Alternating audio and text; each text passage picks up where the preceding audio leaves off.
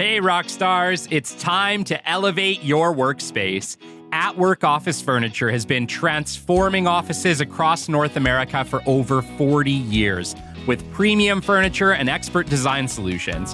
Whether you need adjustable desks, office pods, or a complete workspace overhaul, At Work has everything to help you create a space that drives success. The Business Development Podcast Studio has relied on At Work from the start, and their products have been nothing short of extraordinary. But At Work isn't just about furniture. It's about crafting environments where business thrives. Their expert team designs workspaces and maximizes productivity, comfort, and creativity. Rodney from At Work says it best. At Work's been in business for over 40 years now, and we're growing across Canada and beyond because we take care of people. We don't just sell office furniture, we make sure it works. It's fast and hassle-free. At Work is on the move, bringing high-quality office furniture and expert design solutions to more businesses than ever. Whether upgrading a home office or outfitting a corporate space, At Work delivers and installs your ideal workspace anywhere in North America. A well-designed office is an investment in your success. Visit atwork.ca, that's atwork.ca, to explore their incredible range and transform your workspace today. At Work Office Furniture, empowering entrepreneurs to create, thrive, and design their futures. Welcome to episode 234 of the Business Development Podcast. And if you've ever asked yourself how to truly stand out in a world where everybody seems to be doing the same thing, this episode is your wake-up call. Today, we're joined by none other than Amelia Sordell, founder of Klowt, the UK's top personal branding agency and one of the most authentic voices in the business world today. With a following of over 250,000 people on LinkedIn and a fully inbound $3 million agency built from scratch during the height of the pandemic, Amelia didn't just catch the personal branding wave, she helped create it. From rock bottom business failures to leading a brand that's reshaped how executives, founders, and creators market themselves online, Amelia's story is raw, real, and entirely relevant. In this episode, she shares her unfiltered truth on building trust at scale, overcoming fear, and thriving through failure, and why being the best known matters more than just being the best. Stick with us. You don't want to miss this episode. The great Mark Cuban once said, "Business happens over years and years. Value is measured in the total upside of a business relationship, not by how much you squeezed out in any one deal." And we couldn't agree more. This is the Business Development Podcast, based in Edmonton, Alberta, Canada, and broadcasting to the world. You'll get expert business development advice, tips and experiences, and you'll hear interviews with business owners, CEOs, and business development reps. You'll get actionable advice on how to grow business. Brought to you by Capital Business Development, capitalbd.ca. Let's do it. Welcome to the Business Development Podcast. And now your expert host, Kelly Kennedy. Hello, welcome to episode 234 of the Business Development Podcast. And if you guys have questions regarding personal branding, this show is for you. Today, we bring you Amelia Sordell. Amelia is a trailblazing entrepreneur and the founder of Klowt, the UK's leading personal branding agency. With a career that began in sales and recruitment, Amelia quickly realized the immense power of personal branding. Since launching Klowt in 2020, she has helped transform the online presence of high-profile clients ranging from corporate giants like Skybet and Paddy Power to startup founders and LinkedIn top voices. Amelia's journey in personal branding began as a means to market herself, but quickly evolved into a full-fledged agency that operates on a 100% inbound business model, driving remarkable growth and influence in the branding space. Now 33, Amelia not only leads a $3 million agency, but also manages a thriving online community of over 250,000 followers. Her expertise at building trust at scale has positioned her as the go-to strategist for anyone looking to elevate their personal brand. Amelia's work is a testament to the power of authenticity in business, providing that in today's market, it's not enough to be the best. You have to be the best known. Amelia, it's an honor to have you on the show today. Thanks so much for having me. Honestly, that's one of my favorite things. I say that all the time. It's not enough to be the best. You have to be the best known. So yeah, love that's how we've started with this. Oh my gosh. And we talked about this briefly, but I kid you not, I get questions all the time at this point on personal branding. And I'm like, hey, I'm just out here doing the best I can. I am not the expert. I will find you experts. And so I feel like 2024 has been the year of like personal branding. Everyone's trying to figure out what the heck are we doing? It's like the importance of it came out of nowhere. Me and you both know that's not true, but it really feels that way because 2023, everyone's just talking about AI. And then 2024 came and we're like, holy cow, like something's changed, but we don't know what it is. Yeah. And I think also just on the topic of AI, right? I think there's such befitting joint conversations to have because I think so many people do think that they can AI their personal brand. And I'm sure we'll get into that in a minute. But actually, the whole point of building a personal brand is to differentiate yourself from everyone else. And, if you've been scrolling through LinkedIn like I have, it's very, very easy and very, very quick to figure out who is actually, promoting, posting their own content and writing their own content and, being that authentic, true human being, which is what the whole point of personal branding is, and who is just using ChatGPT to get things out there because they think that just by posting content, it's going to help you build a brand. I actually think as we move through to 2025, what you're going to find is the people who have the courage to start sharing who they really are right now are going to be the people that win in the future because it's going to be so easy to figure out who's shortcut it and who's not. The only thing that's going to differentiate us is going to be the person and the people within a business. Yeah. And I think there's just so much fear, right?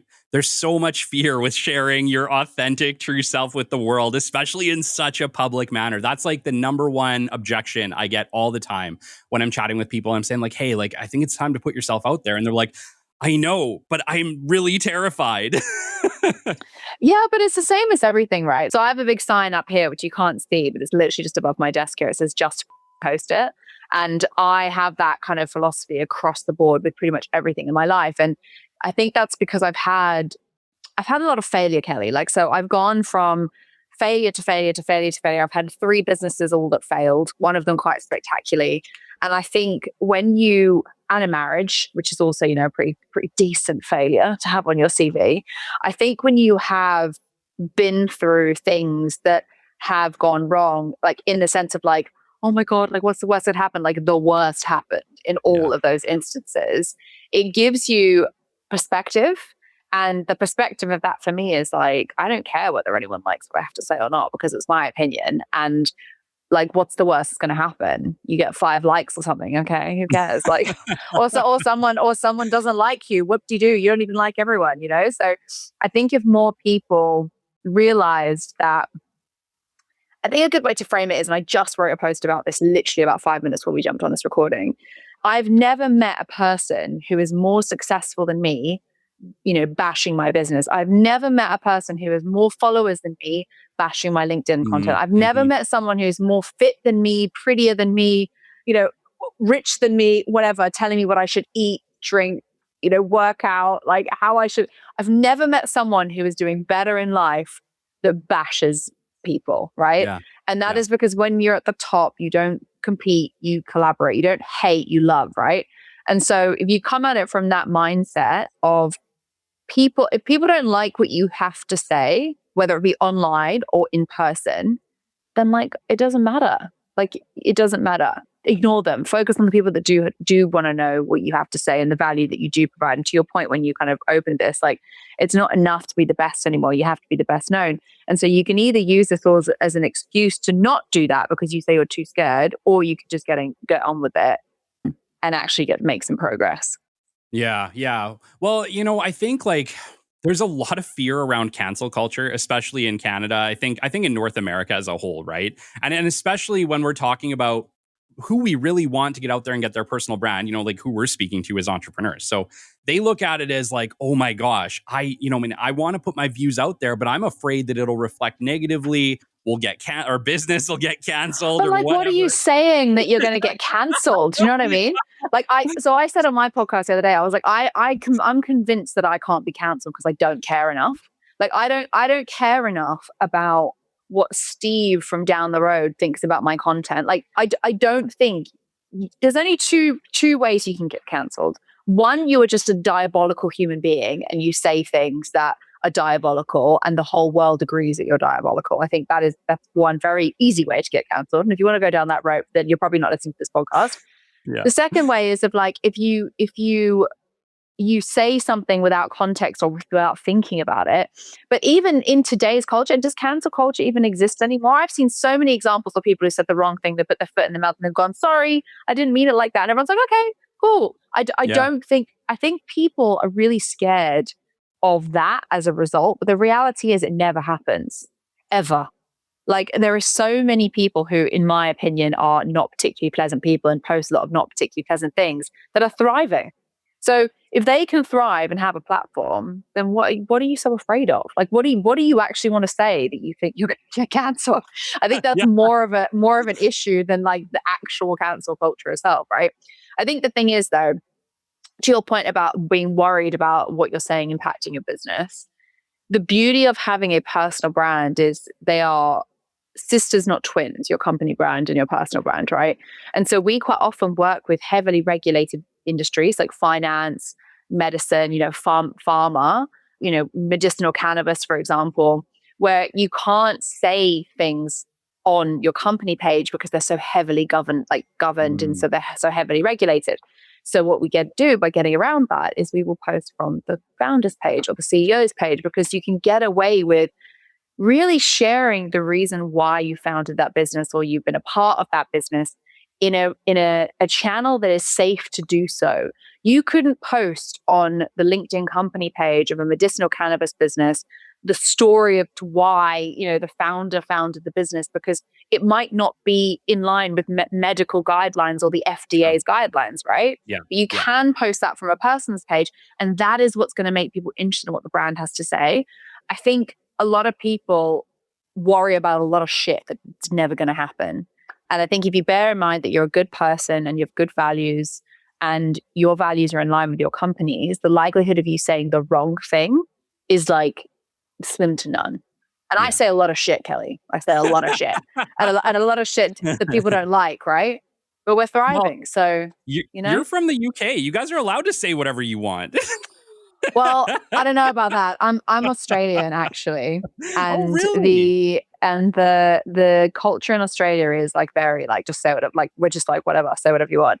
I actually think it's the opposite culture in the UK. People are really like, I know you're in Canada, but we have a lot of American clients, North American clients, right? Yeah, and they are so much more up for having a go. Whereas in the UK, everyone's like, "Oh no, we can't do that. We can't be the center of attention, darling," because then everyone will think we're so spoiled and we're so awful. We can't. Yeah. Oh God, we could never post about the success we just had with that client. I'm like, why not? You should talk about these things. They're like, no, we can't do that. So yeah, culturally, it's so much easier to get North American clients around to the idea of self-promotion as a strategic marketing imperative, which is what it is, right? Well, I'm not out here posting content because I want followers. I could give two shits how many followers I have. I do care though about how many leads I get and the opportunities to do this kind of stuff. Like you approached me to do this, right? Yes. And that's not because I'm some, whatever. It's because I have an expertise in a particular topic that you wanted to talk about. And so you've come to me because you know that I'm the expert in that space. That's what personal branding does. It's not about look at me. It's about look what I can do for you, or even better, look what I've done in the past for other people. Well, take us into it. Like, how did you end up on this path? Like, not to mention launching your company like mid-COVID. Like, I know, rogue move. Whole journey. Oh God, there's so much to unpack there, Kelly. Okay, so how did I get into this? I was a recruiter. So actually, we need to go further back than this. So I've always had skills in marketing. It's funny actually because I never forget my grandmother said to me that when I was really little, she was like, Amelia's, she's from Australia. She's my Aussie aunt, my Aussie nana. She goes, Amelia's going to end up as a presenter or in PR. Those are the only two options she's going to, because she's so in your face, like whatever. And so that was kind of, I don't know whether that was sort of subliminal and I sort of went into that path because of it. But I decided very early on that I wanted to work in public relations. And so I went and did a degree in PR when I was, at university, hated every second of it. I did some internships in my summers. So I worked as I'm sure loads of people on this podcast and you yourself, Kelly, running your own thing, you'll understand. I worked my absolute nuts off. Like I used to go when I was 18, I was doing, 9 to 5, Monday to Friday at university. In my Saturdays, Wednesday, Thursday, Friday, Saturday night, I worked in a nightclub 9 p.m. to 2 a.m. every night. And then on a Sunday, I worked 10 a.m. to 6 p.m. in a clothes shop. I did that for 3.5 years. Wow. And then in the summer holidays, when school was out, I was doing internships. So I'd be I worked at Marks and Spencer's, I did Hillgate PR, I did a bunch of PR agencies and departments I worked with. And I think that is sort of symbolic of the work ethic that I've always had. I've always been like, I want to achieve something, so I'm going to go out and get it. And it's a very entrepreneurial, I think, rogue path to be like, go, go, go, go, go, go, go. And everyone be like, oh, like that's a bit crazy. Like, why is she doing that? But I've always been very ambitious in that way. And so it was no surprise then that I started my own business. And I learned very quickly how to market that business. I spent all my time on YouTube. I learned how to code. I learned how to, get your stuff in the Daily Mail. I learned how to send clothes to, celebrities and get them pictures. Like I learned very fast how to do that. And year 1, it was really successful. Year 2 failed spectacularly to the point where I had to sell my car, I had to move out of my house, I had to move out with my parents. I had like 26 pence in my account at one point. Yes. I remember calling my mum being like, Mum, I can't afford to put petrol in my Fiat 500 to drive from my house I'm giving up to you because I'm broke. I have all this stock that I can't sell, but I have no money. And so she very kindly transferred some money into my account and I got home. Me and my little dog turned up at the door like, oh, everything. But that was the kind of kickstarter and catalyst of me getting into personal branding, because after 3 months of the sort of cigarette, coffee and vodka diet of like mourning my business and looking very skinny and disheveled and like I'd been through, a death, to be honest, I got on Google and typed in, as I'm sure every entrepreneur can relate to this, what is a job that you can do that requires no experience that's going to pay the most money? And the number one thing that came up was recruiter. So I thought I'm going to do that because I know how to make money, but I don't know how to do anything else. And I've only worked for myself really. So that, whoever's going to hire me needs to give me a shot and know that I can sell. So I was like, cool, I'll go and do recruitment. And sort of 6 months into the recruitment, I was doing pretty well, but I could never understand why they were requiring us. If anyone's been in this kind of sales environment before, you'll understand why they required us to make 100 calls a day for like 1 or 2 jobs to come on. And of those 1 or 2 jobs to come on, we only had like a 25% success rate of placing them. I was like, this is like mental. Like what a waste of my time. And, I was a cocky kind of 25-year-old. So I was like, yeah, well, this is a bunch of bollocks. And like, clearly these guys know nothing about recruitment because this seems like a total waste of my time. So I was like, you know what I'm going to do? I'm going to prepare a list of like, say 20 to 50 companies I really would like to work with. So I found that my little specialism was sort of SaaS, software as a service, but more niche than that. I really enjoyed working on like consumer behavior data. I've got a real interest in human behavior, right? Hence why I'm probably in the industry that I'm in now. And so I find psychology really fascinating. And so I really enjoyed working with these companies because, you get lots of little tidbits from the CEOs, and it was like it was just a cool industry. It was very interesting. And I kind of prepared this list of like 25 to 50 companies that I was like, I could do a really good job for these people. And I started DMing their CEOs on LinkedIn. And the way that what I would do is I'd go on this, I don't know if it exists anymore, but there was a company called nerdydata.com. And you used to be able to go in there and type in, like Klowt, whatever, and it would pull up all the data on Klowt, but it would also pull up all the available data on your competitors, acquisitions, layoffs, like market value, like whether they'd just taken any shareholders or got rid of any shareholders, like everything was available and it was free. It was amazing. And so I went on there and I would like message like Tom Smith, the CEO of GWI, got Global Web Index, which is, by the way, is $1 billion company now. And when I was working with them, they were like a real startup. They only had like 30 people. And I'd message him and be like, hey, Tom, like, I know you don't know me and you probably hate recruiters. Ha, lol. But by the way, did you know that your competition just had an acquisition, which usually means they're going to start hiring. So they're probably going to come poach your staff. And he'd be like, wait, what? How do you know that? And I don't. And I'm like, well, funny, you should ask Tom. You should have a conversation with me and then maybe I can tell you about it. And so I inadvertently started building a personal brand on a one-to-one scale with these CEOs and had a lot of success with it. So instead of spending 100, making 100 calls a day and spending 3.5 hours on the phone, which is what my target was, I was like doing 3 calls a day, getting on 3 jobs a week. And those 3 jobs a week were like retained 30% terms, C-level, like heads of department roles. Wow. So I was billing like 30 grand a month 6 months into my recruitment career, off doing basically no work. And so I was like, I've cracked it. This is great. And then the kind of next level up from that was, well, if I'm getting all this success with the DMs that I'm sending, maybe I could scale it out more by posting content. And that kind of like then took off. And so, by 2018, I sort of built up a bit of a cadence. So I started posting. And then 2019, because I was posting so much, I got headhunted by a private equity company to go and basically help their founders build out their personal brands and like work out their recruitment marketing strategy and their employee engagement strategy and everything that's sat around the people piece. And then when COVID hit, as you rightly pointed out, I, like the very sensible and risk-averse person that I am, was like, do you know what would be a great idea in the middle of a global economic crisis and a pandemic where we're not even sure whether we're going to make it all out alive? I'm going to quit my job and start a business with no savings and 2 children and a mortgage to pay. And so, in August 2020, I quit my job on a Friday, started Klowt on a Monday. And by week 4, we were oversubscribed and I had to hire someone. And that was all off the back of my personal brand. I just posted, I was like, hey, I've started this business. Who wants to work with me? And everyone was just like, and then, the rest is history. What an amazing journey. That's awesome.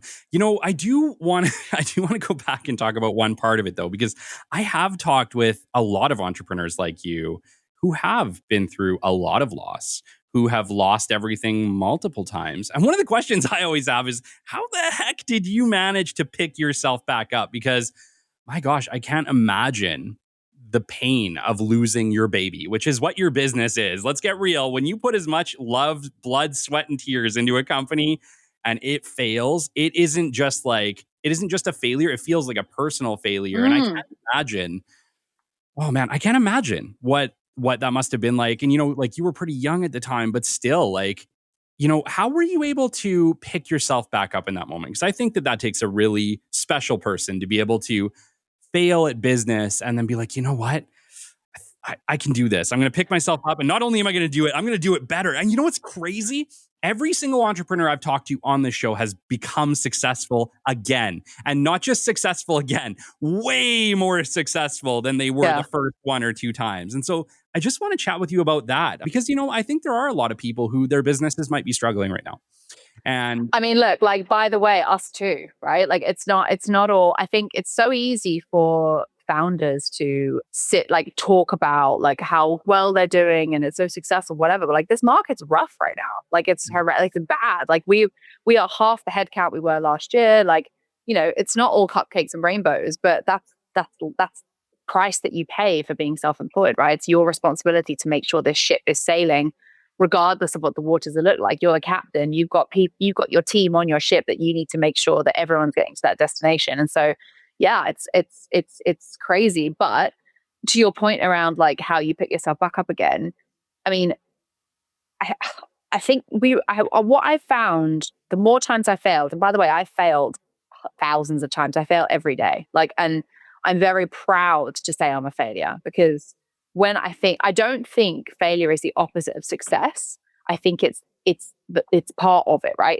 Because each time you start something, you think it's going to be different, and every single time you fail at it, and everyone's going, "I told you so, I told you so," like or like the worst.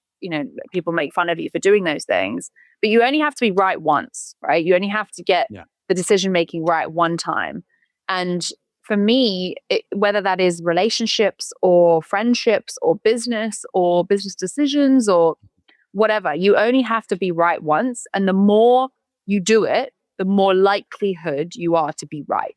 And so, I think how you pick yourself back up again, the first time hurt bad, like really bad, and took me like 9 years to recover from. When my marriage was over, that also really hurt. But now I'm just kind of like, and I'm not saying that, I'm not being frivolous with when I say this because Klowt is my baby and I would like mortgage every single thing I owned to make sure that this was a success because I believe in it.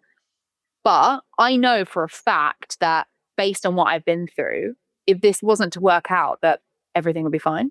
And I think if you can go into life and relationships, and it's so poignant, right?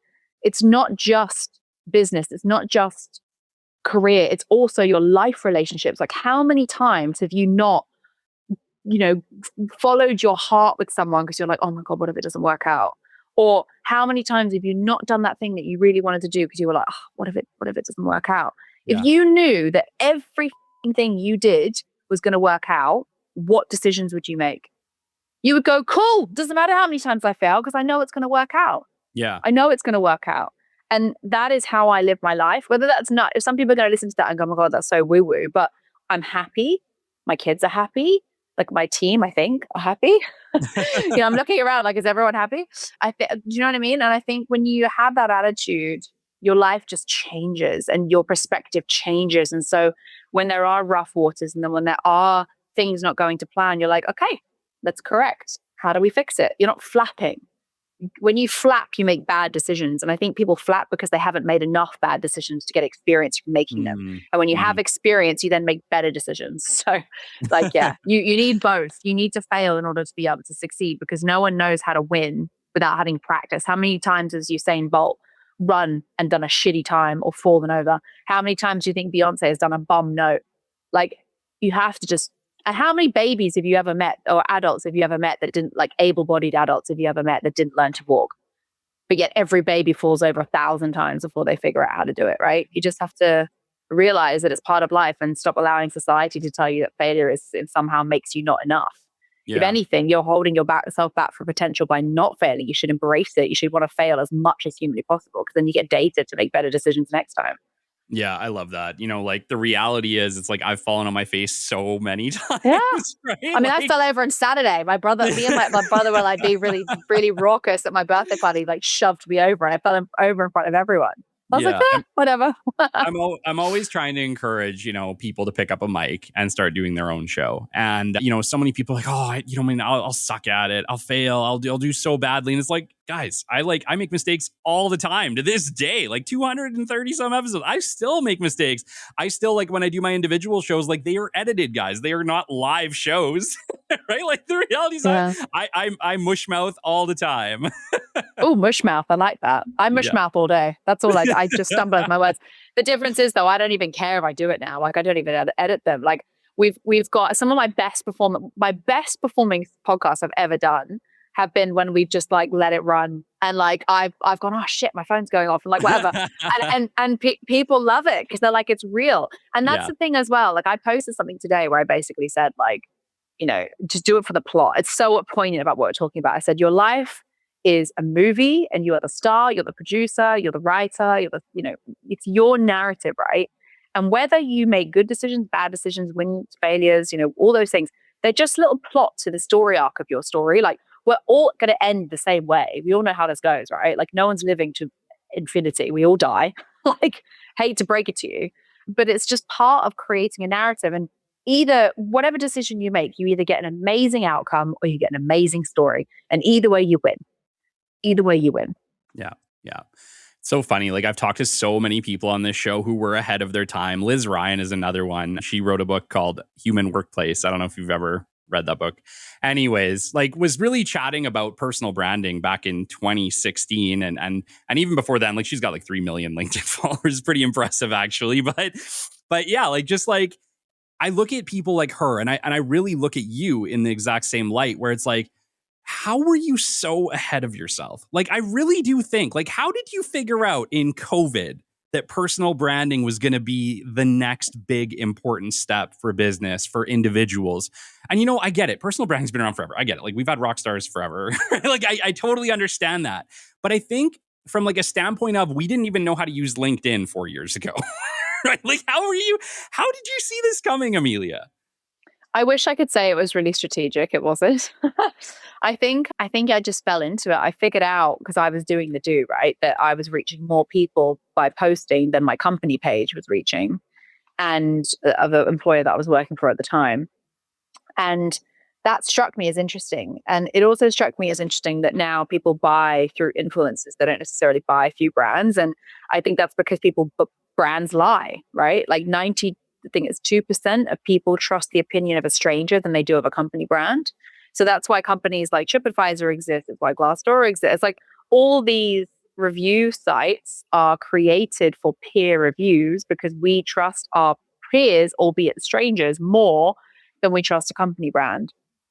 And so I don't know if it was like a conscious, like, I'm really smart, I know marketing super well, like this is where the world's going. It was more kind of an observation of, well, people have always bought from people. And is it interesting that, business used to be done on a golf course and now it's done through LinkedIn DMs? I wonder if I can just scale that out and reach 1 million people instead of reaching one person.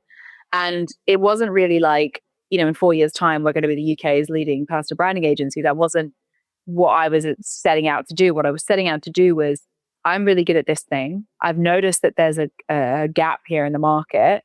If I can just get paid to cover my bills to do something I enjoy, then like that's a win for me.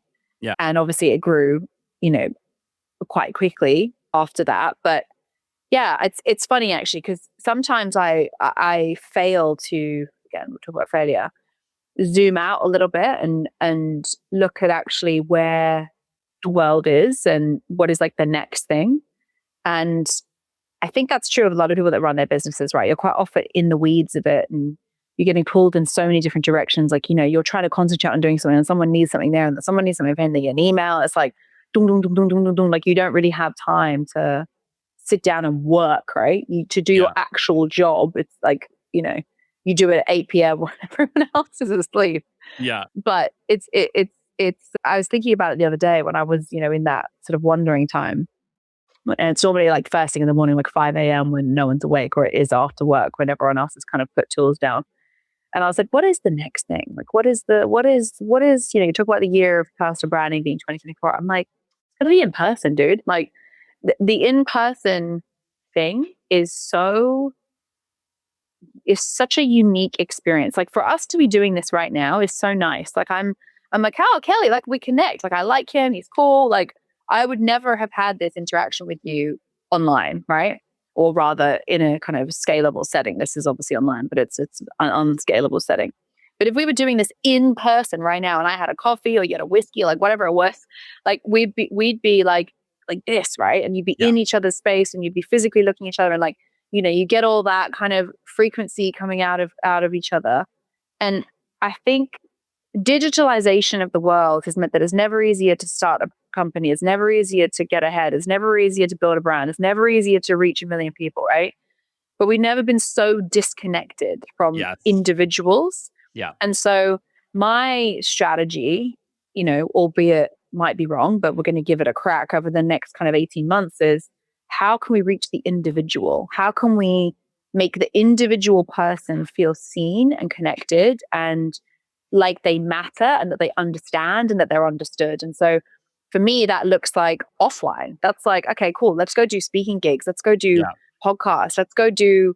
Let's meet people. Like I sat down on a train. I sat on a train. I was going on the train to the airport the other day and this young man, unfortunately for him, was walking on the carriage and fell on me.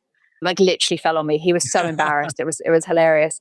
But we all started talking and like he worked in A&R and a music company and and it's those little moments that I think we've lost as a society. And I think it's also representative of where we are as a world, right? We've never been more polarized. We've never been more disconnected. We've never been more like, I agree. No, I disagree. And it's because we don't have any human connection. So I think, the next thing for me is human connection in person, whether that be through books. Like I've got a book coming out, right? It will hopefully be out by the time this podcast is out, but I have a book coming up that is so much more intimate than you scrolling through TikTok and seeing me go like, build your personal brand, guys. It's like, I'm talking to Kelly about what his life has been like and how he can help fix it by building his personal brand. Like that's really intimate. You're in someone's bed when they're reading, right? So yeah, that's my strategy. It's absolutely amazing. And it's so funny because I was literally talking to Aaron Hurst the other day who wrote a book called The Purpose Economy. And he's like, dude, just like, do you know your neighbor? And I'm like, no, like I know their names, but I don't know them. He's like, dude, like have them come over for supper. And I'm like, why? Like, why is that never? I mean, it's so funny. Like I'm in business development. That's like, it. Kelly, that is, you just nailed it. It's the why. Like, right? But why not? Yeah, but it's crazy, Why right? not? Like I totally understand the value of like an in-person meeting, of like getting to know someone, having lunch with somebody. It's an amazing experience. Like I live for it, really. I really do.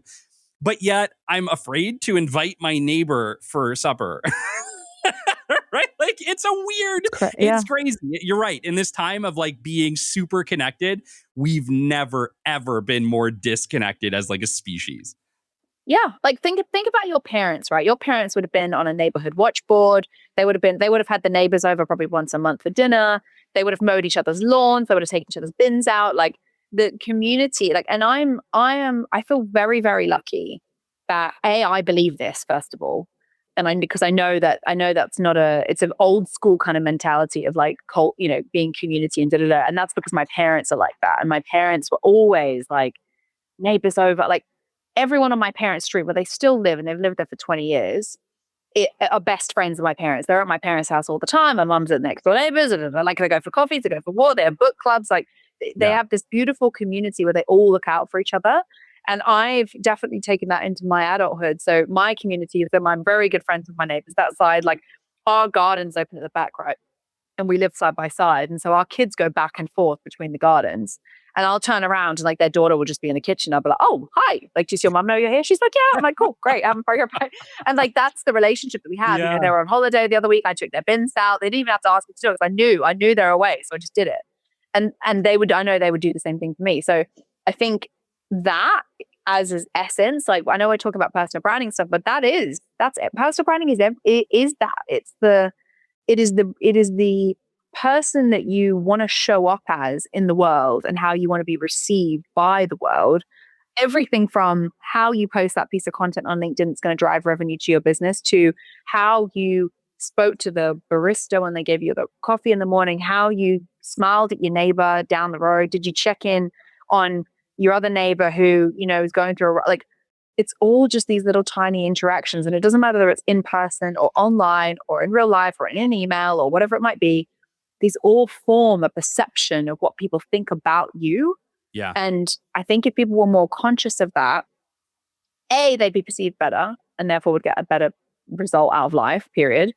But also B, I think that rubs off on people and it makes them more conscious of how they're perceived. So Kelly, you invite your neighbor over for supper, he'll or she'll be like, oh, that was really nice, actually. Maybe I should do that for him. And then they'll invite you for supper. And then they'll take that and then give that to someone else and go, oh, well, that was really nice to do that with Kelly. Maybe we should ask the other neighbor. And then it kind of transcends, right? So yeah, it's infectious. I think that should be your challenge. You go and invite your neighbor for dinner. It really is. Yeah. I know. It's one of those just weird things that it really hit me hard when he said that. And I was like, what? Like, I didn't even think about like how big that is, and yet I can't be the only one. I'm sure there's like millions of people out there who are like, I know their names, but like we don't know each other, but we live like 20 feet apart. I would hazard a guess and say that 90% of people don't know their neighbors. Yeah, it's crazy. You're absolutely right. And I grew up on an acreage in the country, and like people would just drop into the house at like any given time. You're absolutely right. Like we just have like random kids just show up and be like, hey, is Kelly home? That's my house. That's literally my house. And it's so weird. I don't even know where my kids are sometimes. They'll just disappear and I'll be like, where are they? And I'll be like, I'll get a message from my neighbor being like, Harlem and Hendrix are here. I'm like, oh, great. They are alive. They're just next door. That's amazing. Yeah, it's something that we should definitely all aspire for. I think we're just afraid, right? Like we love our kids so much. But of what? What are we afraid of? I don't know. What are we afraid of? But it's something happened. Like something happened, at least here in the Western world, in North America, where suddenly we just became afraid of everyone. Social media happened is what happened. It's so funny because my whole business is built on social media, right? And I think social media is great. We've met because of it. My book came about because of it. This business exists because of it. There's endless things that I could tell you. I've met two of my best friends in the whole world on LinkedIn. Like those are women that I will ride or die for. Like I would give them my last penny if I didn't have anything else and they needed it, right? Love them to death. But the other side of social media is that it's polarizing. You only get what you like. So you get fed algorithmically stuff that just confirms all your biases. You feel so disconnected from reality because all you're seeing is a curated highlight reel of what someone else wants you to see, not what the actual truth is. Yeah. And so you then look inward and think, oh my gosh, I must not be doing so well because all these people are doing so well and da da da da da da da da da. And so all you do is just spend time in your head. It's actually incredibly narcissistic to spend hours and hours and hours and hours and hours looking into a black mirror and expecting that your life is going to be different to how it feels right now. And it's funny. And I think it's because I work in this industry. I don't spend time on social media outside of work. I don't even have any apps on this phone at all. Wow. Like I don't have a single social media app on that. But actually, it's a lie. I have Reddit and I have YouTube on that phone. That's it. And that was a conscious decision from me, because for me, social media is not a consumption app. It's a creation app. I is a distribution channel for me to win business for my business, to attract talent, to attract opportunities for a specific goal that I'm trying to reach. I'm not going to spend 3 hours of my life scrolling through TikTok, because I think it'd be a waste of it. Although I do thoroughly enjoy the Madagascar King Julian memes that are currently doing the rounds, because he is my favorite character of all time. And I do aspire to be King Julian in another life. I would like a Mort and a Maurice as sidekicks. But yeah, I think social media is both the greatest blessing of all time, because we can connect with people and meet family members we never knew existed, and meet a friend. Like, it is amazing. And you could take that, transcend that beyond, right? Dating apps, like you meet the love of your life on a dating app. That would never have happened before. Sure. But the other side of that is two things can be true at the same time, right? Is we're never more disconnected. People are having relationships through a phone and not in real life. People don't even call anyone these days. Yeah. Like if I suggested to someone now, call the client, they'd be like, oh, but I can WhatsApp them. I'm like, but why would you want to do that? You need an answer to an urgently pressing question. Just call them. Just call them, right? We're all afraid to be humans and to speak to other humans. And that's because we live in our phones.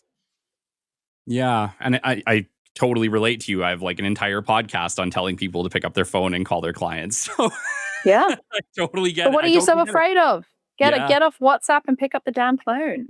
Yeah, we really live in a time where, like, in order to differentiate yourself, it's not hard, but you almost have to go back in time, right? It's like, don't be on social media. Do the things that no one else is doing, which the big part of that is really be yourself, actually connect as a human being, and, pick up your phone and leave a voicemail, whatever, right? But we live in this time where people are afraid to do that simple thing. And, I hope with this show that over time we inspire people to go back. That's really what we're trying to do on the show, is like bring authenticity and humanity back to the world, because real authentic connection is important. But I also understand that we live in a time when for many reasons, people are really afraid. They're really afraid to do things like that. And yeah, like I said, I hope it's conversations like this that really lead people to wake up and realize, you know what, there's a whole world out there with people who you can create genuine, meaningful relationships with. Do you know what's so funny? We all spend so much of our lives trying to stand out, right? Like we want to be recognized for the individual, unique, beautiful person that we are. And yet everyone does the same thing. Everyone just applies for a job with the same CV that looks exactly the same as everyone else's. Everyone does the same cold message on LinkedIn with exactly the same template that they found on HubSpot as everyone else. Just do something different. If everyone's doing that, you should be doing the opposite. Yeah. It's funny, to your point around in person and doing things differently. I did a speaking gig. So I have this thing, right, where I need to meet with 3 people a week in person that might not be any lead or business connect or whatever, but I think would be good to have in my network. And I think I would be good to have in their network. I'm a big connector of people, Kelly. So I'm sure along the way somewhere I'm going to go, Kelly, meet this person, and Kelly, because I love doing that for people. It's my favorite thing, to connect people and for them to get something out of that connection. I feel very, very fortunate to have a big network of people, and I've connected people who've gone on to start businesses together, and that's been really successful. And I've connected other people who've gone on to date, and I just love it. It's amazing. When you just meet 2 people, you're like, I don't know why, but you should need to meet each other, and you're going to be great. I message quite often when I go and do speaking gigs or whatever. I'll go through the speaker list or the delegate list or whatever. I'll just message. I did a tour a couple of weeks ago of 200 speakers. So I was like, I'm going to message every single speaker.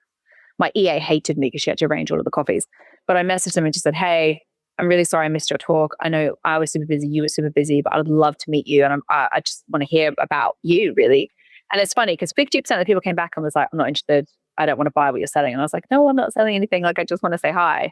And then kind of the other sort of 50% were mixed between oh, okay, yeah, sounds great. Let's do it. And the other kind of 25% were a little bit apprehensive as to why I wanted to meet them. And it's funny because now I've had some of these coffees with people. They're like, oh my God, this is so cool. I should be doing this more. And I'm like, yeah, it's great, because you never know who those people are going to know, going to be, going to like whatever. And I just think the bigger network you have and the more lives that you can touch with, even just being like a nice, happy influence and just talking, having an opportunity to talk about bullshit in life with someone who isn't necessarily super close to you is like a nice bonding experience. And yeah, I'm a big believer in networking. I think it's the greatest skill that anyone can have. And I would hazard a guess and say 90% of the opportunities I've ever had in my life have come through someone coming across me or knowing me or introducing me to someone or da da da da da da da da da. And yeah, like you don't have to fight this fight alone, right? Get a group of allies around you that you rally for and that they rally for you. And life's just a little bit easier when you have that.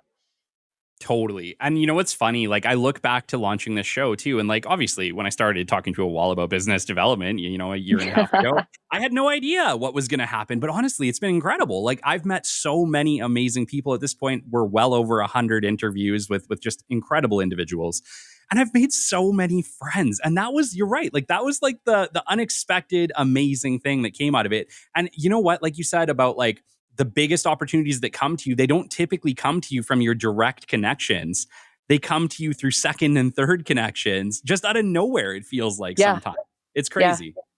I won the biggest deal of like one of the first kind of year of business with the biggest brand name as well through someone had liked my content and like written like, I don't know, like Amelia's great, and just at that kind of same time, someone was looking for help with how to humanize the board's brand online. And so that person introduced me to the kind of head of talent development or head of director of internal comms or something at this company. And we ended up doing work together. And, you know, looping it back to personal branding, like that is the power of personal brand, right? If you give out value, and value is subjective, right? But to me, what value looks like is what does your audience care about? Motives, challenges, loves, hates, like you need to create what value actually means is I feel seen in your content. Like I have that problem and you're helping me solve it, or I have exactly that feeling and I can relate to that. Like that is the concept of value, right? It needs to be good enough and trigger an emotion enough for people to want to pay you almost like as they do, right? Pay you with a like, pay you with a view, pay you with whatever. But if you can give enough of that value away, people will advocate so hard for you because they are genuinely grateful for the time and the effort and some people don't give a shit, right? But that's okay. They're not your people. They genuinely are grateful for the impact that you've had on their life and therefore are so willing to introduce you to opportunities because they're just so grateful that, you know, you, even if it was just one tidbit, right? Like I remember I had one of my best performing posts in terms of ROI of leads was I posted about my divorce and I said, when I tell people I'm getting a divorce, I think I opened it with like, when I tell people I'm getting divorced, this is on LinkedIn, obviously. So there'll be people listening to this thing like, you post about your divorce on LinkedIn, you're crazy, lady. But that's the point, right? You can be a person and a professional at the same time, right? Just because I'm going through a divorce doesn't, like that impacts my work. Like, sorry. I used to say like divorce is disgusting. It's the most horrendous thing that you can ever go through. And so of course it impacted my work. And so of course I'm going to talk about it because loads of other people go through the same things. Particularly founders and executives who are my ideal audience, right? So when I share things of I feel seen content that I know they're going to relate to, of course, like it's going to, you know, be something that I want to talk about. But anyway, I posted this thing and I said, whenever I tell people I'm going through a divorce, everyone says I'm sorry. And I said, I'm not sorry. I'm not sorry that I spent 10 years with this amazing person. We have 2 kids together and we're very, you know, we've had this amazing life, but now it's done. And I get to have, I'm grateful that I actually get to have a second shot at it, right? I might meet someone new at some point and get another marriage, right? That I like, what an amazing thing. And I had hundreds and hundreds and hundreds of messages. Like it was mental from people saying, thank you for sharing that because that's exactly how I feel. And I don't know how to express it. And I just want to say thank you for saying what I'm thinking and like, thank you for the authenticity and da, da, da, da, da, da, da, da. And we ended up winning business off the back of it because people could see themselves in that. And that post wasn't like, here's 5 ways you can build your personal brand as an executive. Oh, it was, I'm a real human going through real shit and this is hard, but hey, it's going to be fine. And that was valuable to people that I was trying to create a connection with. Wow. Yeah, you're absolutely right. Like it is a founder's president's executive challenge. I can't tell you how many people I've interviewed on this show that's the story. I killed it at work, but at the expense of family life, at a divorce, at the loss of relationships with my kids. It sounds like you really do prioritize family life, though. And I want to chat about that. Like, did you eventually find work-life balance, or is it still just a gigantic myth?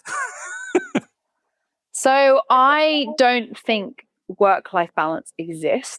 And I'll kind of explain what I mean by that. I think when we talk about balance, we think about an equal distribution of something, right? So I don't think any human being can equally distribute themselves anywhere. Like, you think about your friendships, you think about your relationship with your mother, you think about your kids, you think about your work, you think about, there's so many the things you want to do. How many people are compromising what they want to do? Right? That's not balanced. And so I don't think it's a reasonable expectation and it's a huge amount of pressure to put on yourself to say, I need to be balanced. So I'm going to hard stop at this time and restart at that time. And and I found so much of my anxiety and stress came from trying to manage my life instead of live it.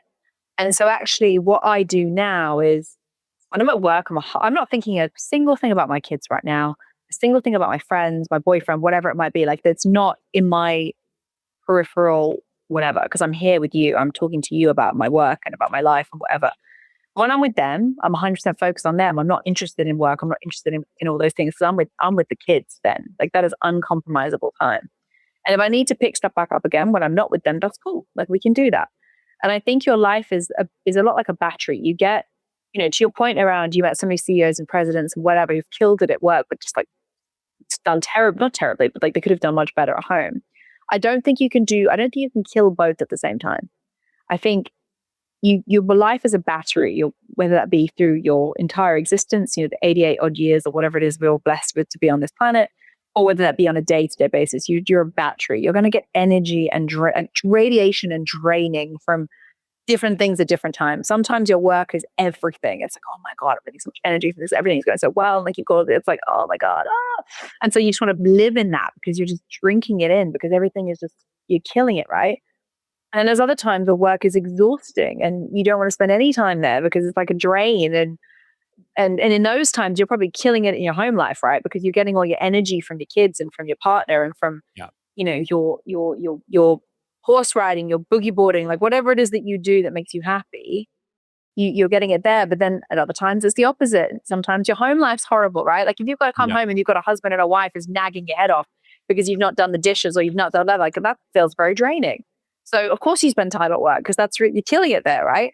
And I think instead of saying balance to people, I think people just need to be present. Like if you're at home, be present at home. If you're at work, be present at work. If you're doing your hobby, don't worry about anyone else, do your hobby. And I think if you can find a way to sort of muddle through that and reconcile in your head that it's never going to be balanced, it's going to be very unbalanced, but that's okay because you need different things at different times. Just like you need different things from different people. You can't, like I have such an ick with the word like the one, right? I think it's so misleading. Same with dream job, same with, do what you love and you never work a day in your life. Like it's all just a bunch of bullshit, right? You can't expect one person to give you everything. What you're going to get from your romantic partner is going to be different to what you get from your mother. It's going to be different to what you get from your kids. It's going to be different to what you get from your best friend, to your grandma, to your colleague, to your co-founder, to your whatever it might be. Everyone has, why they say it takes a village, right? I think the sentence, it takes a village to raise a baby, should be, it takes a village to live a nice life. You need different things from different people to have your energy charged in different places. You can't expect one thing to fulfill you.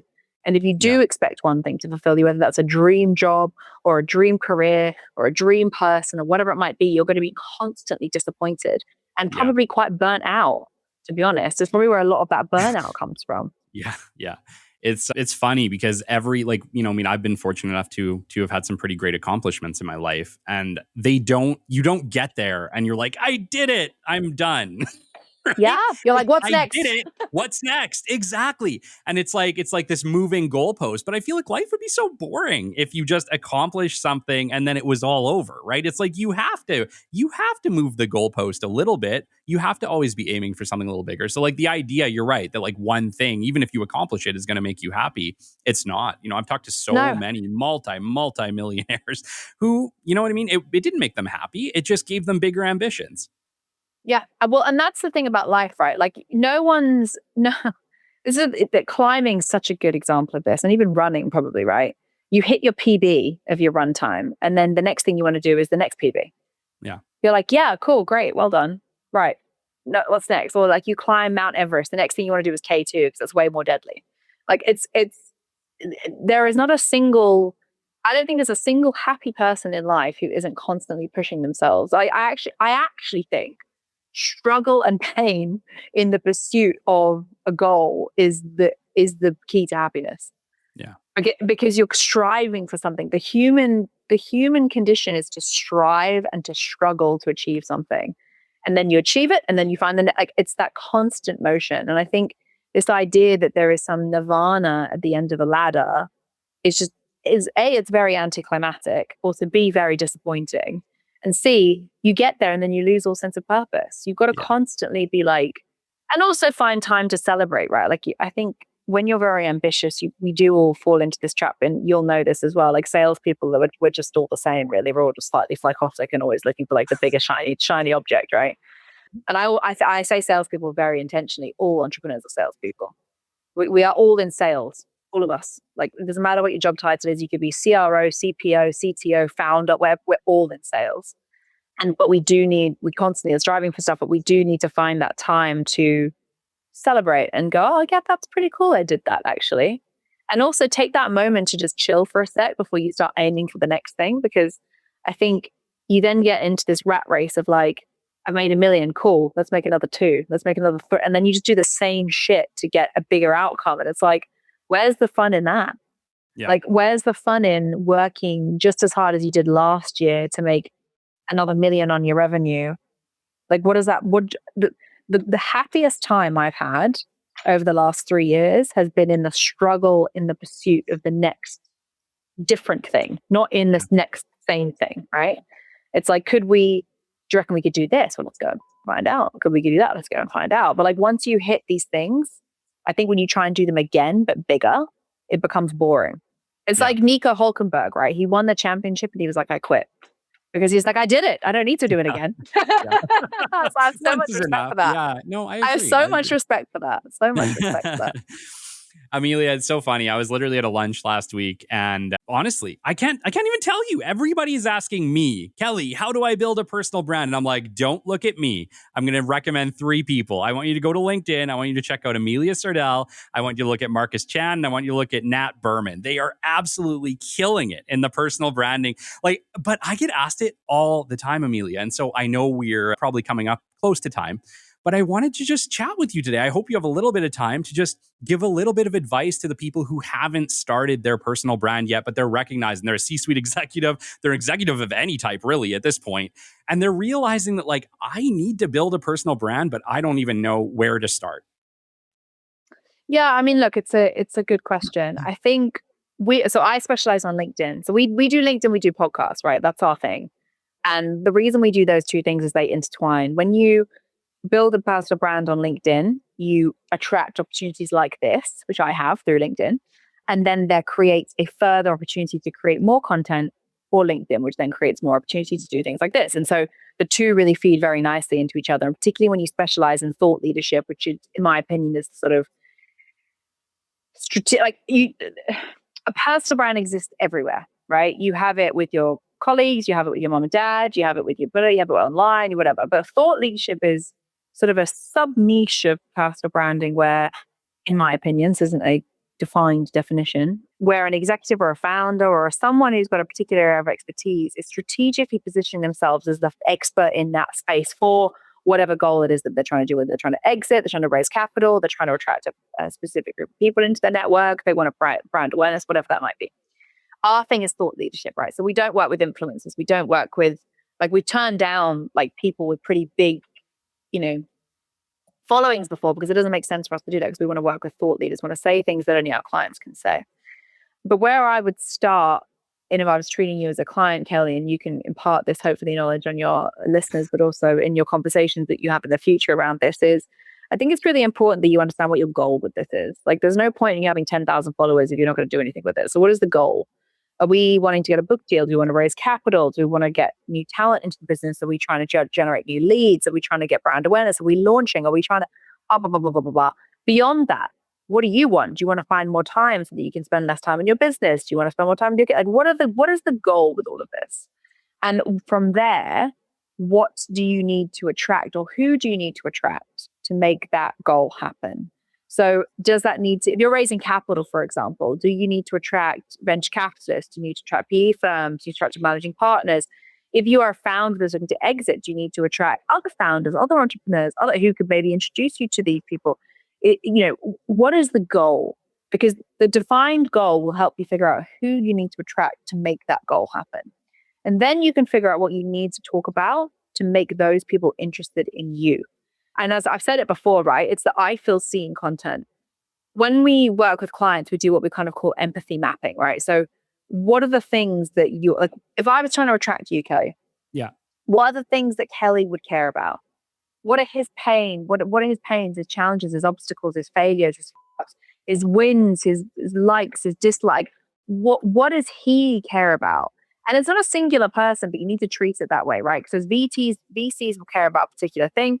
Founders will care about a particular thing. There's loads of different nuance, whatever, which is why it's so important that you know who you need to attract to make the goal happen, right? And then what you can do is you can start posting, let's say hypothetically on LinkedIn, 2 to 3 times a week. And you can say, right, the first post I'm going to do is on a Monday. And for that, I'm going to share a personal story that directly relates to a challenge that Kelly has. So for example, today, right, I posted, so a failure is a challenge that my clients have. And you've said this already. And I know I'm bang on with this because every time I talk about personal branding, I always get the question of like, oh, but I'm scared, right? So I lean into that massively because I know that's, the failure thing is a huge trigger for lots of people that I'm trying to work with. So I do a failure post, right? Because I know that's going to attract things. The second post that I'm going to do is going to be one that's related to my business and like how hard it is to scale the business and like the challenges that I have with that. Because I know it's going to resonate with founders. I know it's going to resonate with them. And I'm trying to sell to them, right? And then the third post I'm going to do is some kind of results. Like what is the results that I get from my clients? Like, when we work together, what does success look like? And I mean that with like data, not adjectives. No one's sold on the ROI of lots, right? Yeah. They're sold in the ROI of this person spent $7,000 with me last month and we got them 500,000 views, and that 500,000 views translated into a feature in the Financial Times, a new business acquired, and 15 new hires. That's a great ROI as far as I'm concerned. If you know what recruiter fees cost, right? That to me, if your primary objective was to generate sales, let's say hypothetically for your business, or sales can mean many different things. Your sale could be product or service. Your sale could be you selling yourself as an employer to a new employee. A sale could be that you're trying to attract podcast opportunities, right? And you can figure out that framework around whatever your end goal is. The result could be I share a clip from this podcast on that third post because I want to attract more podcast opportunities, right? So I'm like, here's me on this podcast. And like, I think I did an okay job. What do you think? Go listen to it. Like, that's also a sales post. And if you do that 2 to 3 times a week for 6 months, I will guarantee you that you will see a significant increase in your views of not only just your content and your page and your followers and all that kind of stuff, but you'll also see it on your company page, and also the visits to your website will increase, your goal conversions will increase, your opportunities will increase. You have to be consistent with it. You have to know what your goal is, and you have to know what you're talking about in order to resonate with the people that you're trying to resonate with. Because the biggest issue that I find with this whole personal branding thought leadership is there seems to be 2 different camps. There's the one that's all about self-promotion, the look at me train, which is fine, right? Alex Hormozi is a really good example of this. He does a really good job of, this is what I think, look at me, like a lump it. Yeah. And people are so triggered by that. But I love his stuff because it's so articulate, it's so clever, it's so simple, it's so triggering. Andrew Tate used to do the same thing, right? Different camp completely, but same playbook. They're very good at doing that. But it is the look at me thing. And that's okay, by the way. You can fall into that camp. The other camp is we're way too professional to be talking like that. And so we must be considerate of everyone's perspective because every single thing in the entire world, and therefore you're boring as hell. And no one wants to read what you have to say, but your team are kind of pushing you to do this because they know how important it is, right? You're a thought leader. I can't say that on LinkedIn. And so you kind of fall into these two camps, and people are looking at these two sort of examples going, I don't fall into either of these, so maybe I just shouldn't do it at all. The reality is your sense check of your personal brand should be, what does your personal brand look like when you're in front of your favorite client or customer or employee? That's your acid test. How honest would you be with them? What would you say to them? Because I'd be much more worried if you were like saying horrible things in front of them than if you said something wrong online, right? Because they know you. People online don't know you. Yeah. So yeah, I think top tip would be goal, audience, speak about things the audience care about. You don't have to talk about your business all the time. Talk about stories from your perspective about your business. And yeah, just post it. Like, I can sit here all day and tell you how to do it, but there's, you could read 1 million books in the world on how to be a better person, but you've actually just got to do it. Yeah. Yeah. Well, in the beginning, we chatted a little bit about AI. And so can we chat about how should people use AI? Should they not use AI? How do you use AI? I am a huge ChatGPT fan. I love it, but I don't love it for the reasons that you're going to expect me to love it. So I use it for things like research. So I use ChatGPT instead of Google. So I'll go, hey, Google. So for example, on Wednesday, I've got a podcast coming out with an amazing guest. She's a 24-year-old owner of a social media agency that's worked with like Netflix, Meta, Spotify. Like she's killing it, right? And so as part of my prep, I will go, hey, ChatGPT, do you know who Vicky Owens is? And they'll go, yeah, she's I'm like, great. And so then I prompt it with my formula that I've built over the last 6 months to get extract what I need to extract from it to then help me figure out what I'm going to ask her to get the end result that I'm trying to get from that podcast. So that's how I use ChatGPT. I'll do the same thing for content, right? So I'll go, hey, ChatGPT, do you know who Amelia Sordell is? I know, so narcissistic, but it does help. And it will go, yeah, Amelia is that. I'm like, cool. I'm Amelia. Hi, nice to meet you. I'm trying to achieve this goal with my content, and I need to be talking about this topic, this topic, this topic, and my audience are these people, these people, these people, and this is what they care about, and this is what's the motive, and da da da da. Can you please send me a list of 12 things that I can deliver over the next 12 days? It's going to hit this thing, this thing, this thing, this thing, this thing, and I let that give me content ideas. And then I go out and deliver the content. I write the content. I speak the content. I deliver it. But I've used AI to do the hard work of well, what do I talk about? Which is everyone's problem, right? And actually, we built an algorithm ourselves to do that because I used to spend so much time prompting ChatGPT to give me stuff. We were just well, should we just build something that can just do it automatically? And so we have this platform called Klowt that basically we have a sort of an assessment that, you tell us who your audience is. We then tell you what they care about. It tells you what platform we should be on, and it's all, we're kind of repositioning at the minute to be just LinkedIn. Before it was kind of lots of different platforms. And then what it does is it feeds you content prompts once a week for your entire week. So on a Sunday, you'll get 7 prompts that are specifically designed. So hypothetically, Kelly, your clients, which I believe they are, your audience are founders and entrepreneurs, right? Yes. We will then feed you on our formula of what we know what works on LinkedIn, which is roughly kind of a 50-60% split of personal stories with 40-50% split of more kind of valuable niche content and results, right? And so we will feed you these content prompts so that you know exactly Monday, Tuesday, Wednesday, Thursday, Friday, Saturday, Sunday, if you choose to post that many times, this is what you need to talk about. This is the question that you need to answer. These are the examples you need to give. Here is the hook that I would use. Off you go. And then you just have it's there. You don't even have to think about it. All you're doing really is answering a question, which is so much easier to do than think of what your audience would care about. And then we say, share this with a picture or share this with a video or whatever it might be. Yeah. Yeah. I know you share a lot of video. Is that your preferred media to share? I'm just lazy, Kelly. I find video so much easier. Honestly, and also I enjoy talking to people, and also I'm not afraid. I used to be. The thought of having a camera in my face before was absolutely spine tingling. Yeah. I remember the first video I made. It took me about 3 hours to record 3 minutes because I just couldn't get my words out, and everything was scripted, and all of those things. Because I've done it so much now, I can rock up. I rock up to big keynotes and I just wing it because I know it. I know what I'm talking about. I only talk about 3 topics, right? Personal branding, failure, and that's it. Personal branding and failure. That's basically what I talk about. And so when I go to these keynotes, sure, the slides are prepared and that kind of stuff, but I know what I'm saying. I don't need to script and to whatever, but that's only because I've done it now so many times. And that's the same with video. So my preferred medium is video because I've done video so much and I perfected, how I articulate my message. I think I say what I mean and I mean what I say. And there's, as much as I, drop a little swear word in there and kind of stumble over my words over there and this is how I want to come across. And I think it's the best way for me to connect with people is through this medium because, as I said to you earlier, like in person is the best way you can build a personal brand. And the second best way to do that is through being, a foot away from someone's face on their phone while they're scrolling through LinkedIn. It's also the easiest medium to build your personal brand on because I only have to show up for this for an hour and a half or an hour 15. And I now have a month's worth of content that I can chop up into micro pieces of, whatever. Yeah. And so if you're trying to do it scalably for anyone that's listening to this, you better get comfy with video then, baby, because it's the easiest way to do it, right? You say 12 questions, you answer 12 questions, 12 videos, all done. But I also enjoy writing. So I have a newsletter. A lot of my kind of style of content, my format, and that's probably also a thing to note, what is your format?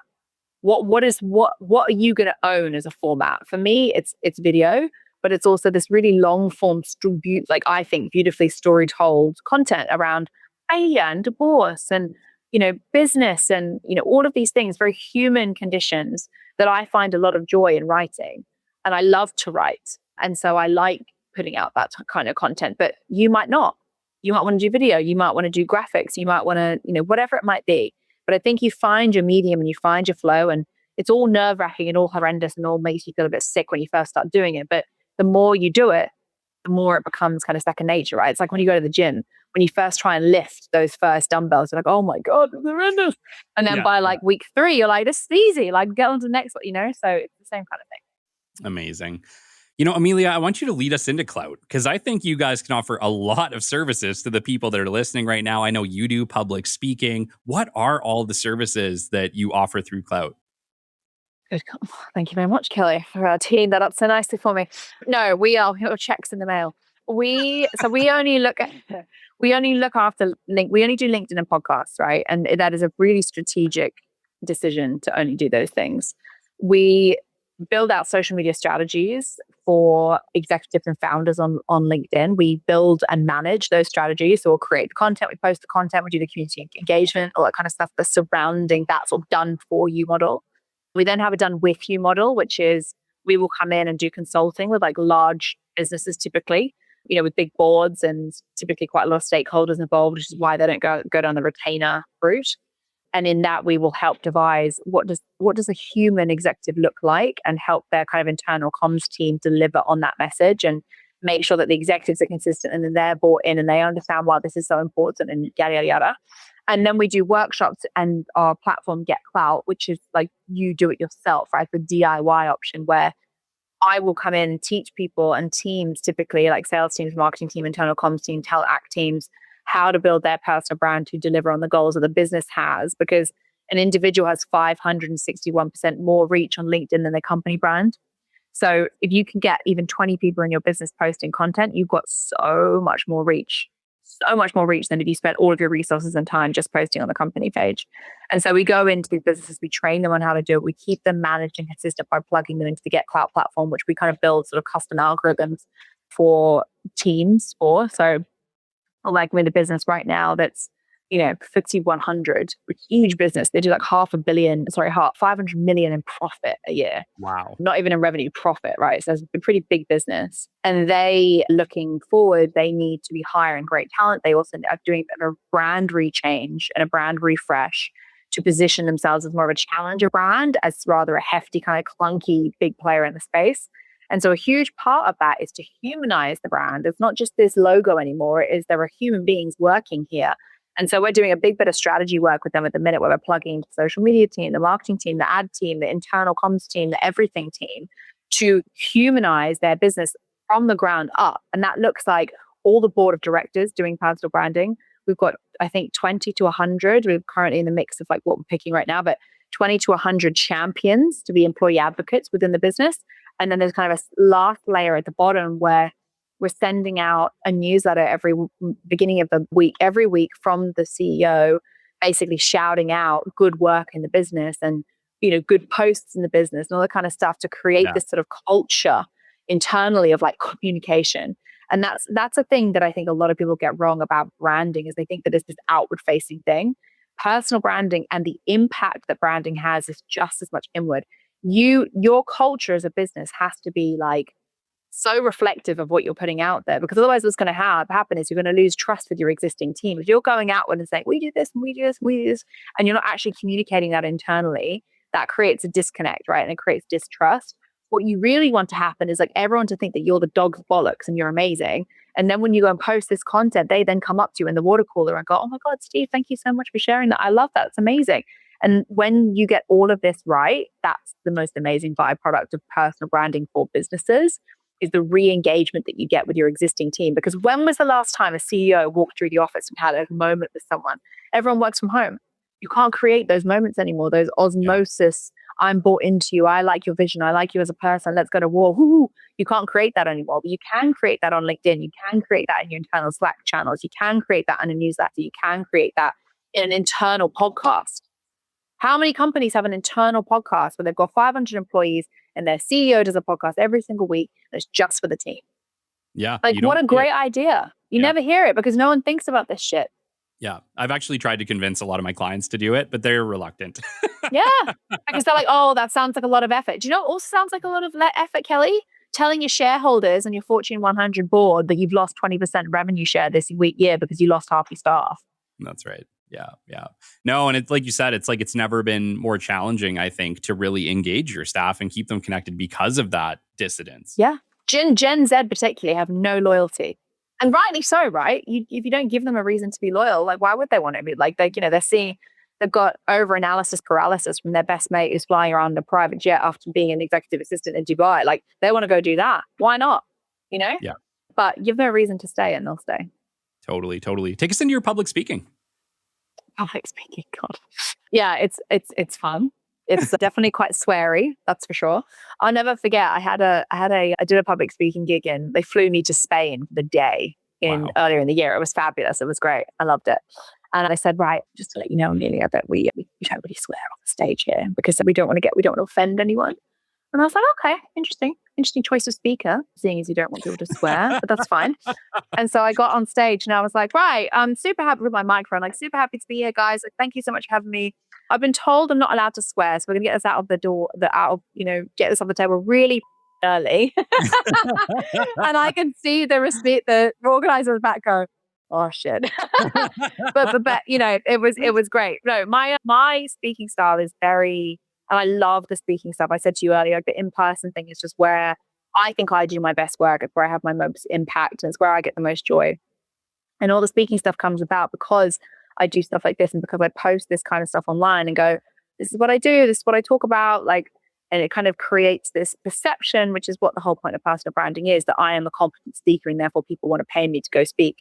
And I think, I never used to charge for speaking ever. It was always free. I always thought it was such a gift that people were even interested in what I had to say. And I still think that, when I get invited to do stuff or, paid to do stuff, I'm like, what a fucking honor. Like if people have spent all these hours and time and effort into organizing this thing and you want to pay me to be there, like, wow, like that's like very humbling, Mm-hmm. But the way that I started off doing it is I just said yes to everything. Like it made me sick, Kelly, when I first started. Like I remember the first one I did, I forgot all my words. I was like sweating out of every single like pore I had on my body.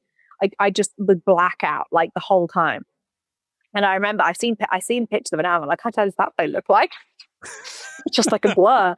But then you do it again, you do it again, you do it again. And I think also COVID for me was a really good time, aside from kind of quitting my job and starting the business stuff, because everyone was online. And so going back to what you said earlier, I do really mean it. When everyone's doing this, you do that. And so when everyone was kind of going on Instagram and and all that kind of stuff, I was like, well, cool, I'm going to do LinkedIn lives. And like, I'm going to go live when everyone else is being static and no one's being authentic and everyone's putting this highlight reel out. I'm just going to go live and I'm going to be sweary and obnoxious and all these loud things at 12 p.m. on every Wednesday. And we're just going to talk about LinkedIn. I was like, I don't know what the plan is, but like, let's just see what happens. And I think I did a live like 130 weeks in a row or something. It was like every single Wednesday, like boom, boom, boom, boom. And everyone to this day that followed me then and still follows me now, still messages me and said, I still wish you were doing those lives. And maybe we should do them. Maybe I've gone into that mentality of bigger businesses now, where I'm now doing what everyone else is doing. I should do the lives again. But doing the lives actually was like such a great training ground for speaking, because I was literally staring at myself, first of all. So for anyone that's ever been live on LinkedIn before, you'll know that you're sat in a studio, much like we are now, where you can't actually see the guest. You can't see the guest. You can't see the people who've tuned in. You don't know how many attendees there are. All you can hope is that A, the tech's working, because you don't know, because you can't see it on LinkedIn. And B, and the way I used to get around that, Kelly, is I'd go, welcome to, the LinkedIn Live, Celebrate LinkedIn, da-da-da-da. I'm Amelia Sordell, super happy to be back here, da-da-da. If you're live and on the call, like, let me know where you're tuning in from, because I could see the messages, right? So that was how I'd know if the tech was working, because I get like a delay, so I'd have to keep talking for like 3 minutes. I'd have to keep talking for 3 minutes, and then all of a sudden I'd get it's the tech is working. So like all these things. So, but because I had to do these LinkedIn Lives for an hour, right, by myself, and I only had guests like 2 times, an hour for myself, I'd have to just keep talking. And so if I stumble over my words, no one's coming to save me. Like, I haven't got anyone on my stage. It's just me. And that training ground was great, because I messed up so many times. It was whatever, but it almost made it worse and better at the same time, because I couldn't see anyone. Yeah. But also, like, I knew there was people there. It was like, it was this weird thing, but I'm so grateful for the experience, because it made me articulate a point really well. It enabled me to learn how to, use my hands when I'm talking, because it's, if you sat there like this for a LinkedIn Live for an hour and didn't move, it was very unengaging. So you got to take up space, right? That's at least great, on a stage, you can walk backwards and forwards and whatever, but in a box, you've got to take up space, and you've got to frame yourself, and you've got to make sure that you're moving so that people can listen to you and absorb what you're saying. And I learned all those things through doing that. And so I think I always say to everyone, there's 2 things. I go, write every day. Even if you post nothing, just write in a journal, write something every day, and record something every day. Like, just to count, you don't have to post it, just record something every day. Yeah. It makes you figure out how to articulate a message with such simplicity and I think that is, not to be in an arrogant way, but I think that's my gift. I don't think I'm different from anyone else, but I think I've worked out how to articulate a point in a simple way that doesn't come across as I don't know, arguably. It's not over-explained, and it's human. And I think if you can nail that, then it doesn't matter what stage you're on, whether you're virtual, in person, online, whatever, you will find a way to cut through the noise of people, because that's a really good thing to know how to do. And I think if you're recording yourself every day and you're writing every day, it just gets better and better and better and better and better. Yeah. And that's how you deliver an amazing keynote. And that's when you start getting paid, because people go, that person knows what they're talking about. The people are very engaged in them, and they know how to deliver it with such an articulation that gets everyone in the room go, that's ideal. Well, I love too that you like kind of really narrowed it in, right? Like, I'm the same way. The only thing that I can talk about is entrepreneurship and business development. There's nothing else. There's nothing else really that I'm going to talk about that I'm an expert in, really. And so I think on a certain level, by you just saying, look, like, I'm going to talk personal branding, I'm going to talk about, my challenges. That's a great, like, it really does make it easy for you to hop up on a stage and be like, I got this. I know these things like the back of my hand, because I live them every day. Yeah.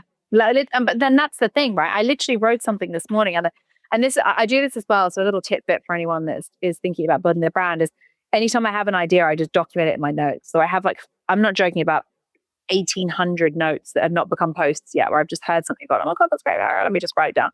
And one of the things I wrote down today was, like, anyone that hasn't accomplished something shouldn't be selling that as a service. Yes. Like, if you haven't accomplished if you've not built a personal brand, who the hell am I to tell you how to do it and ask you to pay me to do it? Yeah. If you haven't got the sickest body I've ever seen in my life, I'm not paying you to be my PT. Like, and this is the thing, right? I think people go, you asked me a question earlier, which I think is such a good point here. You said, how did you know that personal branding was going to be a thing? Well, I didn't. I'm just good at it, right? And so I did it. And because I did it for so long, I became a practitioner of it. And then when I was a practitioner of it, I could charge for it, because I was 5 years ahead of everyone else, because I'd done it for 5 years before I'd even asked for any money in return. I think too many people are opportunists in a bad way. They see there's so many personal branding agencies now. There's so many freelancers that do personal branding. And I'm not trying to shit on anyone. I think I am such a collaborator. Like, I meet with one of my biggest competitors often. We have coffee, like we talk about war rooms, we trade stories. Like I've got no fear of competition. I like competition. And I actually think you should collaborate with your competitors, not compete with them, because you're all going through the same thing. And trust me when I tell you, there is no industry that's niche enough that one company's gonna have a monopoly on it. That's right. Like you just, be grateful that they're there, right? Some people like Pepsi, some people like Coke, some people like neither. Like it's good. It's good for business. But yeah, I think you need to be an expert in what you're talking about and what you're saying you're talking about, moreover, what you're selling in order to be credible. The last thing you want to do is be talking about something that you have no idea and talking about, because that's where you'll be found out, and that's inauthentic. And God forbid that happens, because once you lose that sense of honesty, it's very hard to get back. Hard to get back. But like, moreover, with your personal brand, like it's a lot easier for me to sit here and talk about cups and personal branding, because that's like been my life, right? That's what I've lived. I couldn't sit here and tell you about HR law or the stuff that's happening in Israel and Gaza, because I don't know. Yeah. And that is not my area of expertise. And I think there is another thing on that, which is like, you don't have to talk about everything. Like just pick a lane and just stick to it. Like you don't have to comment on everything that's happening in the world. You might have an opinion on it. Doesn't mean you have to talk about it online. Yeah. And I think pick it, know what you're good at, pick that lane and stick to it, and don't get distracted. Because when you get distracted is when stuff kind of falls apart. Yeah, no, I agree. Amelia, you're a rock star. You really are. You are like the queen of personal branding. You're absolutely killing it. I love that. You launched an amazing organization. You're going to be changing the world. There's a lot of people right now listening. They're like, I want to be just like that. I want to do things just like that. We have women listening right now. And what's funny? My fiance makes me very aware all the time that like when I come on here and chat, usually I'm trying to speak to everybody, but the reality is it's different for women. And I recognize that it's not the same. And I struggle because I can't understand it. So I just try to speak from my own experience. But, can you speak to, our woman audience today and just like, you killed it. You crushed it. You're crushing it every day. How can you inspire them? I know they need a little pick me up. How can you inspire them today? It's so funny. I've come from a place of privilege, right? I'm a white, middle class, like, dual parent household. I went to private school. Like I've had all of the things that you could possibly want to be afforded in life. But on the other hand, I haven't had anything given to me, right? I appreciate that I've had a leg up for sure, but I haven't had anything given to me. Like I remember when I was 16, my dad was like, well, we'll pay for your food and we'll pay for your education. He was like, everything else on you. And like, I'm so grateful for that, because it gave me the strongest work ethic. Like I remember I got my first job the day that I got my social security number. I was like, done. I'm making money, baby. And I remember making like $5 an hour and thinking I was rich, and then getting fired 3 months later because my dad was such a bad work. I just hated working that place. I was just like the worst. But I think I'm going to reframe it slightly. I think if you think you've had no opportunities in life, you will have no opportunities in life. If you think that there is a ceiling to what you can achieve because of something that exists outside of your control, there will be a ceiling to what you can achieve. When I say just post it, that's a lifestyle for me. That's not a LinkedIn, Instagram, but that is a lifestyle. I don't believe there is limits to my potential. I don't believe that I have a disadvantage as a woman. I don't believe, if anything, I think it's given me an advantage, because I'm so much more empathetic. I'm so much more emotionally intelligent. And I'm so much more intuitive about stuff, whether it be a deal that I don't feel quite right about, or someone that I think I need to meet, but I'll just make it happen because I'm like, I know that needs to happen. And I think there's a lot of women that will disagree with this, and this is absolutely okay. I know my opinion's not for everyone, but I think when we lump ourselves into the female founder or the female entrepreneur or the girl boss thing really irks me. I think you limit your potential, because you're putting yourself in a table over there when and building one, which is great. And I love the community aspect of that. I'm such a big believer in women supporting women. Like I have an amazing group of females around me, and they are like, we are so supportive of each other, whether you're having a baby, birth, and a business, like you got a new EpiPen, like we're like, yeah, like we're like, we, you know what I mean? Like we are so supportive of one another, and I love that. I am that girl. And by the way, they disagree with me, on some of the things I'm about to say. So, and I think that is such a great dynamic, right? You can have friends that challenge you and you don't have necessarily the same opinions, but you still root for each other anyway. But I think that when you label yourself in this female founder box, in this, woman business owner, whatever it might be, you're building a table over there when there's a perfectly good one that exists over there. And trust me, those lot are being like stakeholder managed to get more women at that table. Like there is positive discrimination that's happening right now, particularly at the top, because there are no women, very few women who are getting VC funding, who are still on boards and all that kind of stuff. So all these big companies are incentivizing their internal act teams to get women there because there previously hasn't been pathways there historically. I think it's better. It's getting better now anyway. And so there is a positive affirmation going over there, not a negative one. And I think we live in a world perpetuated by social media, which is, fuck the patriarchy and blah, blah, blah, blah, blah, and all these things, which has existed, by the way, and still exists for many women. We haven't spoken about Black women. We haven't spoken about ethnic minorities or women living in lower socioeconomical situations because they have a completely different set of challenges that I have. But all I can speak to is from my experience. I think when you believe that something is true, it becomes true. And thoughts are very powerful things. If you believe that you will go and get that thing, if you believe that you will grow that business, if you believe you will get that pay rise, if you believe it, you can do it. 100%. There is a statistic around, this is a perfect example of this. Men will apply to a job that they reach 20% of the requirements for because they're like, fuck it, I got 20, but I'll just figure it out. Women need to meet 80% of the requirements to consider whether or not they will apply for that job. And that's because they have a limiting belief that they're not good enough for that job. Why? Why are you not good enough for that job? Just apply for it. What's the worst that's going to happen? They're going to reject you. Boo-hoo. You wouldn't have got it anyway if you didn't apply. So you may as well apply.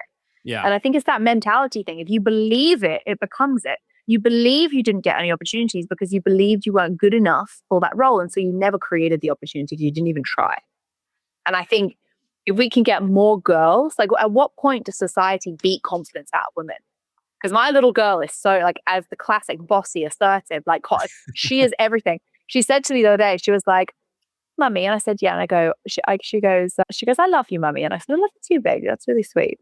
And she goes, "And I love Daddy, and I love this, and I love this." She went through the list of people that she loves, and then she goes, "You know who I love the most?" And I was like, "Who the most?" Expecting her to say her bear, and she goes, "Me." And I was like, "I've done such a good job. This kid loves herself more than everyone. I've smashed it out of the park." But at what point do we beat that out of women? Because most little girls are like that. Most little girls are like that. Yeah. And so I think if we just change the societal narrative, it's not even just changing society, it's the narrative around being a woman. And say, actually, yeah, you're a woman. You are different from men. Why would you want to be the same? First of all, ew. No offense. I love being a woman. Yeah. I love you. I love my dad. I love my brother. I love my son. I love my boyfriend. I love all the things, but I'm good. Thanks. I don't want to be you. We bring different things to the table. Yeah. And I've got just as much of an opportunity as you do. And if you just tell yourself that, more often than not, it happens. But again, I appreciate I'm coming from a place of privilege and I have had afforded to me many things that most people haven't. So, but that would be my pep talk for sure.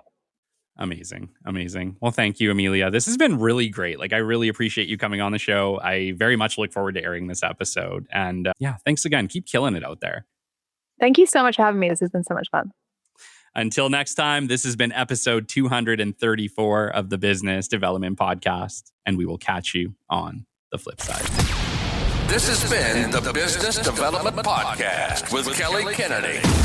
Kelly has 15 years in sales and business development experience within the Alberta oil and gas industry and founded his own business development firm in 2020. His passion and his specialization is in customer relationship generation and business development.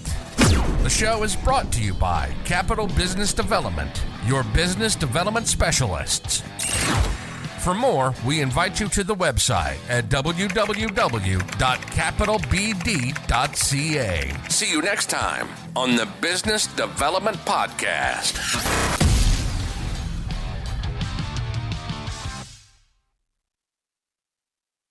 Hey, rock stars. If you've been tuning in and thinking, I need to step up my business development game, this is your moment. The Business Development Mastery Accelerator is launching its first ever Founders Cohort on May 20th, and there are just 8 seats left. It's a 6-week live coaching experience, 90-minute sessions every Tuesday at 11 a.m. MST, built to help you get real traction and clarity in your BD journey. And honestly, I would love to have you there. If you've been looking for that next big step, come and join us. You can grab your spot at kellykennedyofficial.com/accelerator. That's kellykennedyofficial.com/accelerator, or come check out either Kelly Kennedy or the Business Development Podcast on LinkedIn. Let's build something incredible. I'll see you there.